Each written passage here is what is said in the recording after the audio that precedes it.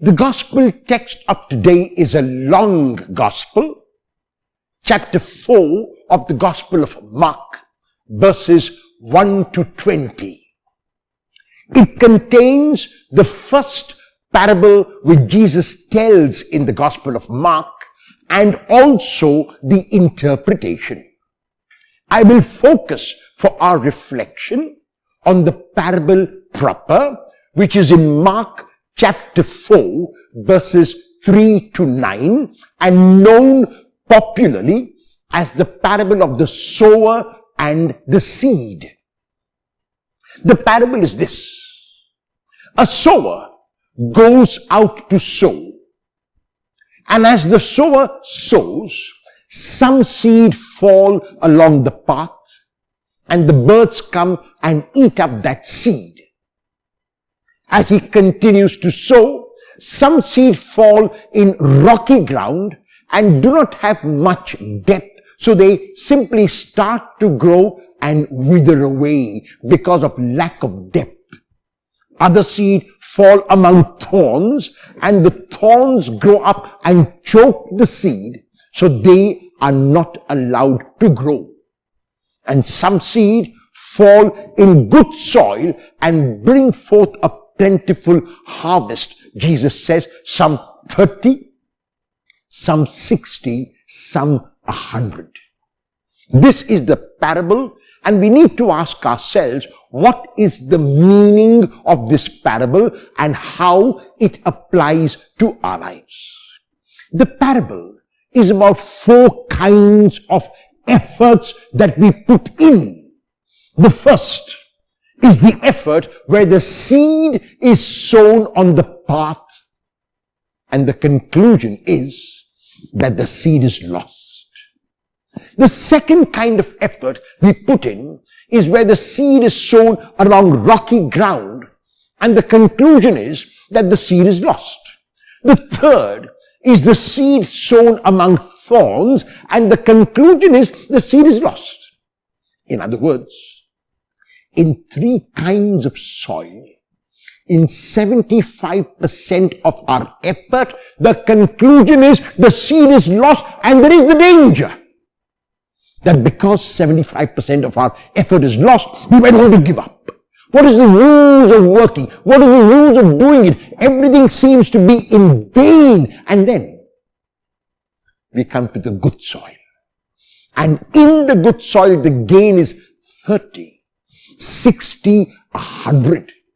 If you were to ask a farmer at the time of Jesus, what is the yield you are expecting from your field? The farmer would reply, I'm expecting an yield of 6. Or if the rains are good and God is gracious, 8.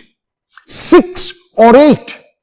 Jesus begins neither with 6 nor with 8, but he begins with 30, goes on to 60 and moves to 100, which means that Jesus knows nothing about agriculture. No, Jesus did know about agriculture, but he was not talking of agriculture in this parable. He was talking about his life. He was talking about his own ministry. In his reaching out to people, there were 25% who paid a deaf ear to whatever he said. Another 25% heard him, but on the superficial level. The third 25% heard him, but because they could not accept what he was saying, because it was too radical for them, too novel for them, they just let it go. There was only 25% made up of his disciples and others who heard his word, who took on what he said as his mission and continued that mission. What is important is that Jesus never focused on the 75% where the seed was lost, where his efforts seemed to be in vain. His focus was on the 25% which gained that 30, 60, 100.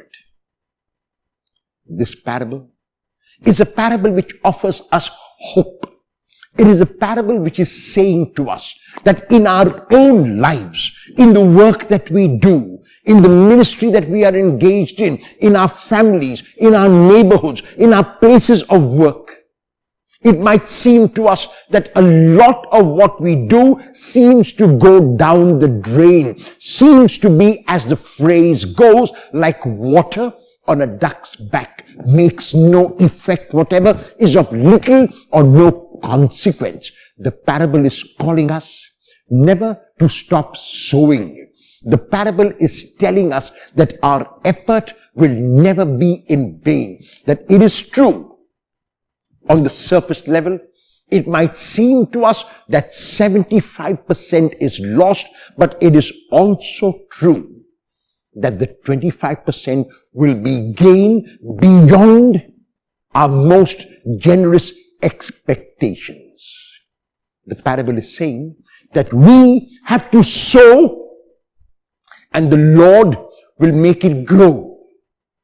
The parable is saying that we have to do our best and the Lord will do the rest. The parable is calling us never to give up, never to give in, but to keep on keeping on.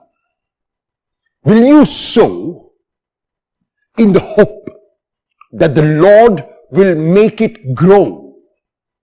Will you do your best and let the Lord do the rest?